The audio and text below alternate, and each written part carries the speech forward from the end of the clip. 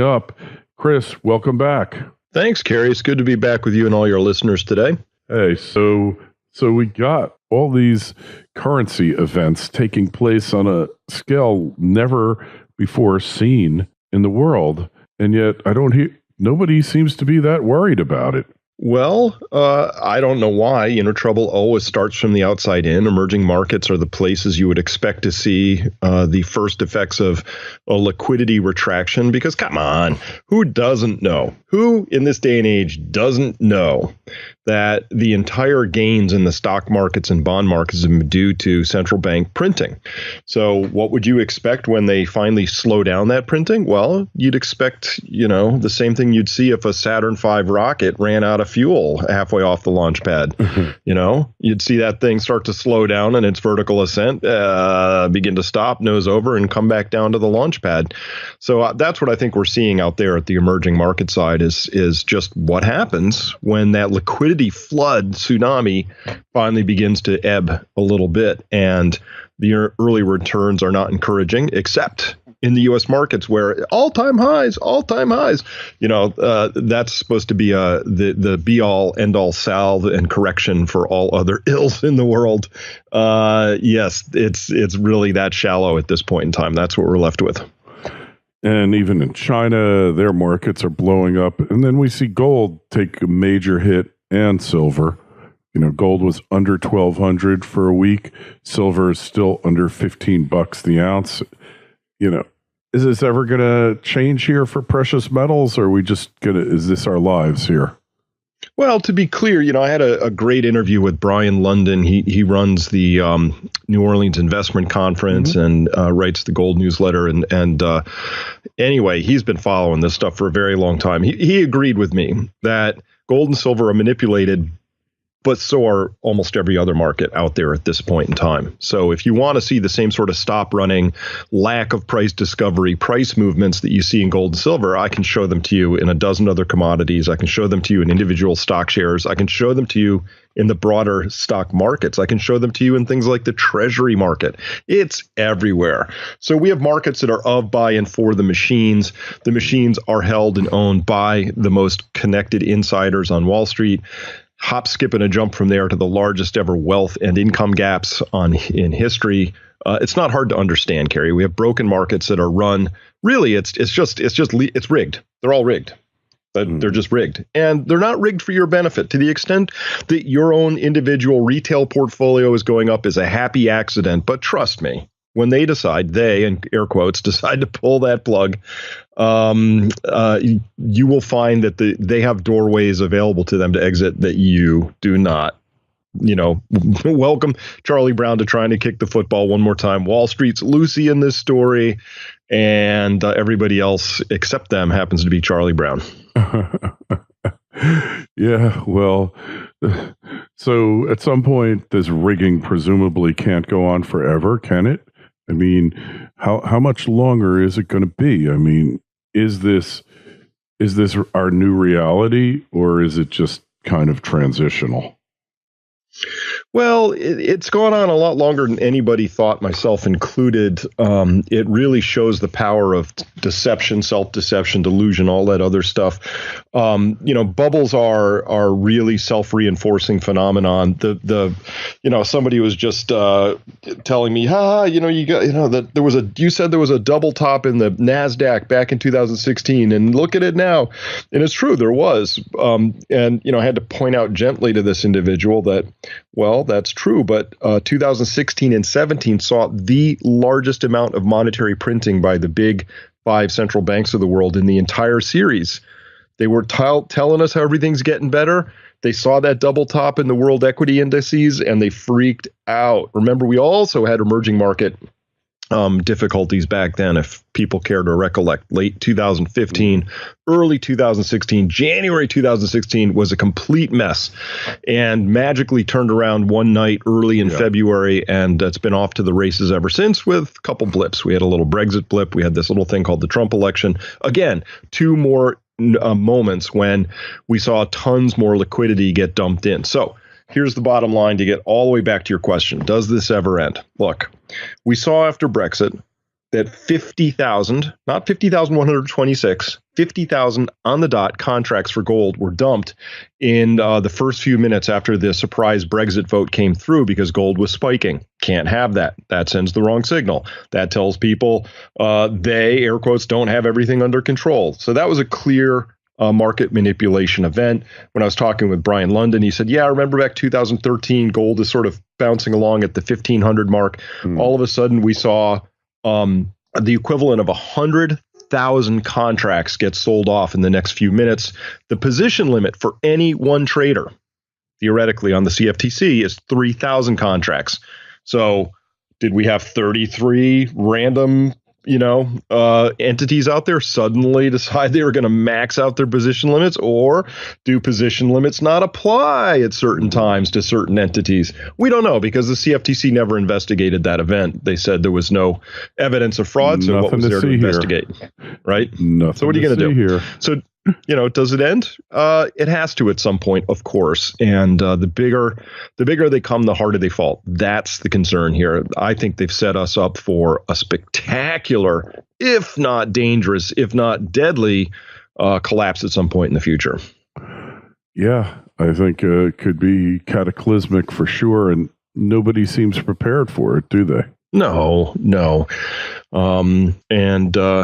It's just everything's sort of rigged and fraudulent. And that includes our own voting machines here in the United States. I just get annoyed now when people talk heartfeltedly about Russian meddling, or the New York Times pens a piece and says Putin's, showing a disregard for American democratic institutions and our democratic processes are being undermined. I'm like, listen, honey, if you don't have them to begin with, they can't be undermined.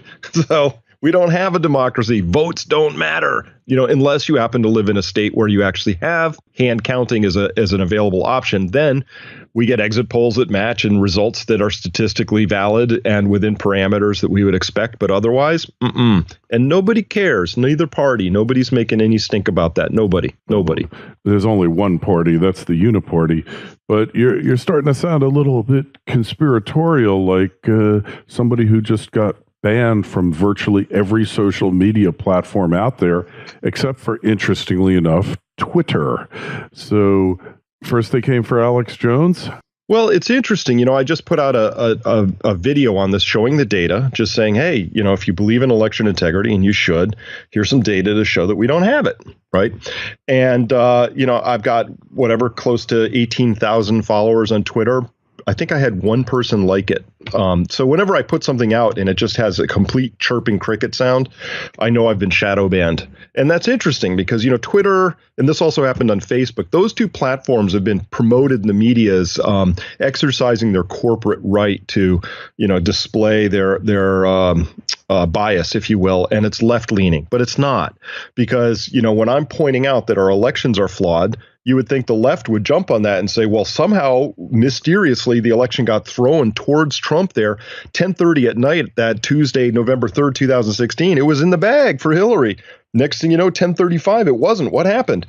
I would think they would be interested in that, but that's not the case, and this just reveals in this particular example that Facebook, Twitter, all those, they are not there representing the left. And this has nothing to do with left versus right. You put it well, Kerry. It's the uniparty. When I come in with a piece of evidence that says this thing is rigged, chirping crickets, like it just doesn't get any traction. I got nothing on Facebook. I got nothing on Twitter. It's like I threw this video out into the void, and nothing happened. So this is what we see now. And, when you say the conspiratorial thing, I am an absolute 100% conspiracy theorist when I have the data to back me up. And this data, I show you statistics. It's great. We're violating the central limit theorem. I can show you how improbable the results are. Yeah. I can show you case after case where when you divide up a given state into two different regions, one with hackable voting machines, one without, same state, same election, same electorate, and you get two entirely different results depending on whether or not you have hackable voting machines in those districts. It couldn't be more clear cut, right? Simple. Easy stuff. It's simple, easy statistics. It's all statistics. You don't even need and probability, but mostly statistics. You just have to look at the numbers. You see they don't fall out into the normal distribution, the bell curve, which is racist anyway. But, Hey, they don't. And, I heard Roger Stone prior to the election say that in Wisconsin, they hadn't had an honest election in 10 years, that they're constantly rigged. And when I heard him say that, then I realized once, what's his name, Reince Priebus took over, that Trump was going to win Wisconsin no matter what. And then when I saw that he had taken away basically the Republican Party, the National Party took away Ohio from Kasich. He was no longer free to manage it any longer. I knew that Trump was going to win those states. There was never a question. I don't know whether they're rigged or not, but I think that this election really wasn't a battle of the voters. I think it was a battle of the riggers. And I think the black hats were working for Hillary and the white hats, if you will, were working for Trump. And we'll never know. That's the thing. You absolutely cannot tell. But there's just anomalies in the patterns that make no sense. Let's talk about that one then. So Wisconsin, I happen to have some data right in front of me. It was one of the things I pulled up in this video, and I pointed it out. There's, you can look at these. It's a plot, right? And so what we're looking at is the percent of total that's going to each candidate. Mm-hmm. And if it's a fair election, you see that there's a little wiggle in that line. It sort of has some heart palpitations because the early returns are coming in and you don't have that many to go by. But then it pretty quickly settles down. And if it's a fair election, it settles into a flat line. That's called the central limit theorem. What we're doing is the more data we gather, the more we converge on a mean. Right? Simple stuff. Mm-hmm. Yeah. And what you see in Racine County, Wisconsin, in the 2016 presidential general election is Clinton actually starts out with 70% of the vote, up to about 20,000 votes are cast. And then her line just wobbles down and Trump's line just goes, up like almost with a ruler under it. And so between 20,000 and 90,000 votes, it goes from 70-30 Clinton to Trump to 51-48 Trump over Clinton. Right. Mm-hmm. So that alone, like, hey, maybe there's some other explanation for this. But if we lived in an honest, fair election sort of an environment, you would say, great, let's just pull out the paper ballots and let's count them by hand. Now, when that happens, you see stuff like we saw in the primaries between Clinton and Sanders. And by the way, I think the DNC shot themselves in the foot by throwing the primaries towards Hillary and screwing Bernie. I don't know why Bernie jumped on that bandwagon, has just been toting the party water ever since. He ought to be. Let me explain that. Let me explain this to you. Okay. Yeah. Bernie was a dupe. His purpose in the election, he was put up to run by the party. All right. Because while Hillary and Bernie are running against each other, Hillary doesn't have to take any criticism or give Trump any attention, anything that he's saying about her being a thief, all of this. Bernie was put in there to lose. No one ever thought the guy had a chance. Because, look, he's an idiot, for one thing. He's totally out there. He dyed in the wool, red diaper baby, complete socialist, collectivist, whatever. He never had a shot. But she was such a horrible candidate that all of a sudden Bernie woke up one day and said, my God, I could win this thing. I can't believe it. I could win. And all of a sudden he became a real candidate and broke his retainer with the Clinton campaign. Because look, elections where there's no opposition aren't elections. It's very boring to watch Obama just get the nomination with no opposition. So Bernie was a dupe. He was there to lose, but one day he figured out he could win. And then he really went after her, but not really, because he would never talk about the email, the server, any issues about Hillary. And he broke his deal. And then at the DNC, if you noticed, he looked like he had been roughed up. He had bruises on his face. Bruises. I guess, I guess he fell down the stairs. Right? That happens. So, somebody ought to Photoshop Hillary in a wife beater. Because something happened. But listen, but here's how obvious it is. So I think you're right in many respects. And so Bernie all of a sudden goes, hey, maybe I could do this, right? So let me tell you about one little piece of evidence that I threw up in this video. And to me, this is just prima facie. We're done. No more discussion needed. So 8 counties in Kings County, New York, where Sanders and Clinton are running against each other. And so in 8 different counties where they, you fill out your little sheet of paper with a little bubble thing, you fill in the bubble and you put it into the optical scanner, right? And that thing's supposed to read it and tell you. It's very easy, just simple technology. It should be 100% accurate, right? And so what they found is they actually went back in and they hand counted 8 of these counties. You know what they found in all 8 of those counties? He won them. The hand count showed higher vote totals for Sanders than the machine gave him, and Hillary, in every single case, the hand count showed lower vote totals than what the machines gave her. I'm shocked. 8 out of 8. Sorry, we're done here. That's fraud. It's election rigging. That's that. So if the DNC wants to understand why people are this whole thing deflecting to Russian meddling was just to get the heat, just to put it somewhere else. It's the classic psychological projection. I'm going to make my deepest sin your biggest flaw, right? Mm-hmm. Russia had nothing to do with that. Russia wasn't busy in there dicking around with the optical scan machines in Kings County, New York in 2016. Stop. Yeah, Putin's agents were there. The no goodniks were rigging our election the whole time, right under our noses. Here's how you know it's rigged, right? What did Bernie say about that afterwards, right? He's got access to people who can, look at that and go, Bernie, every time we hand count, you do better, right? Yeah. Where was he coming out and saying, full stop? People who are following me, this is a rigged system. Here's the data. I'm not moving another inch forward until this is addressed. These people are corrupt. That needs to be addressed. He didn't do any of that. Nope. And that's because that wasn't his job. His job was never to win. You have to realize that this was a scam, a fraud upon the electorate. And only when he realized what a horrible candidate she was, and that even in a rigged system, she still was having trouble. That's when he went on the offensive and gave his socialist message. But the only reason those people went for Bernie is because they didn't want Hillary. It wasn't a question of they love his policies, whatever. Yeah, some of the younger people, aging hippies, whatever, people my age who were, at Woodstock and never quite left.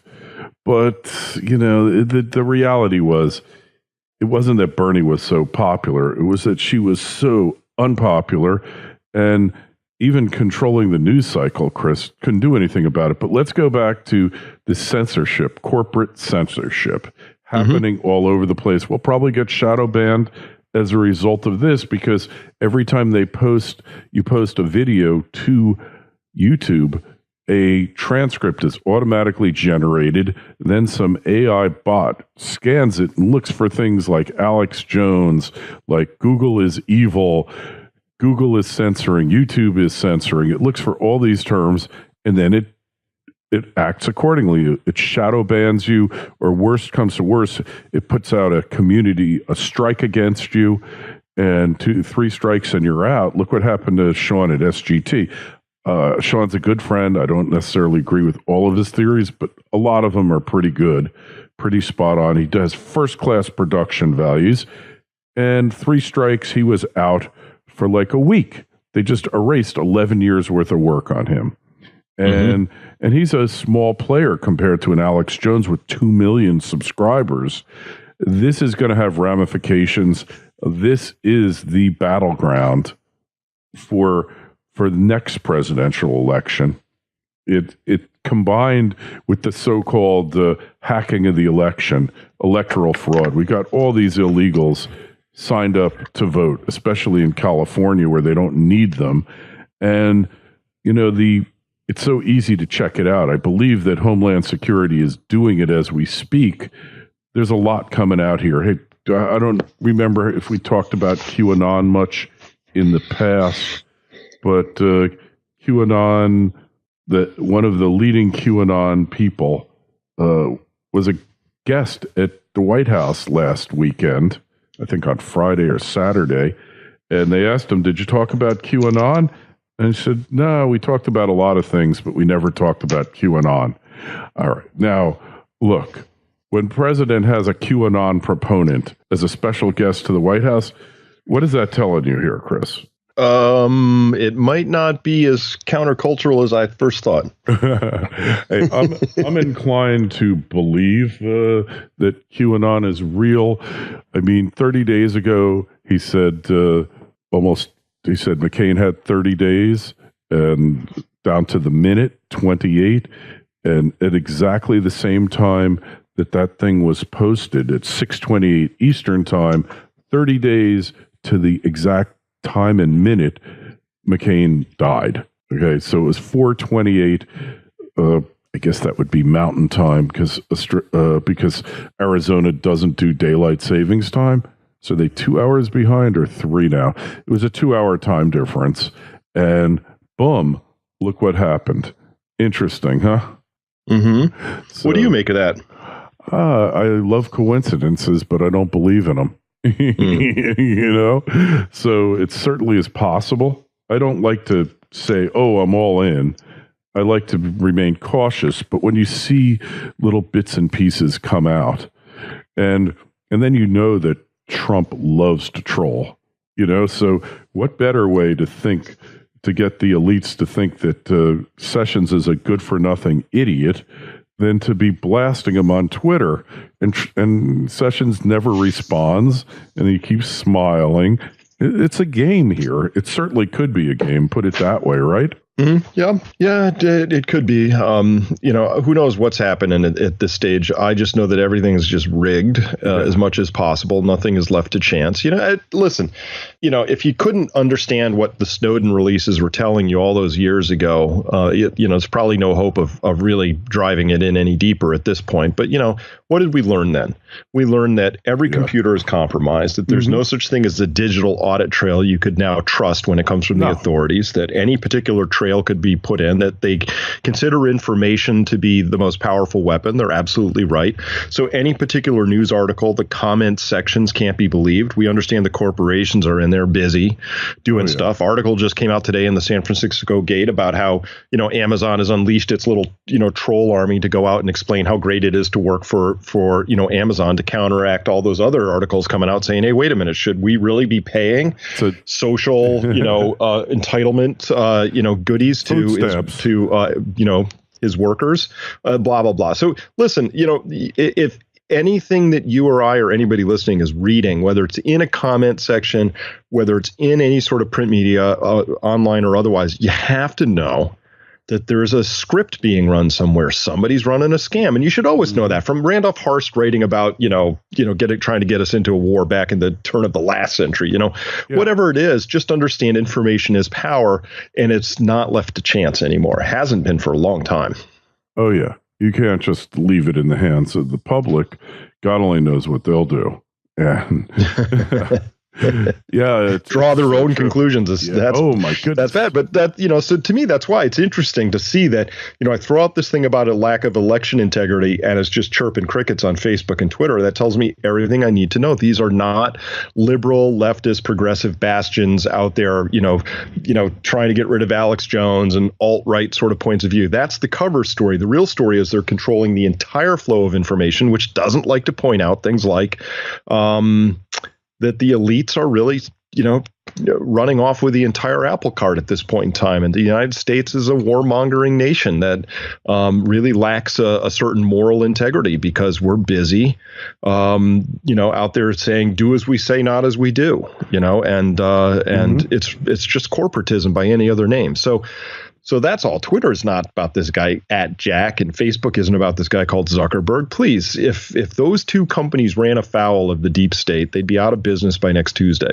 That's that. Hey, Facebook is the deep state. You know that because it was LifeLog, and then they discontinued it the very same day in 2004 that Fakebook was founded.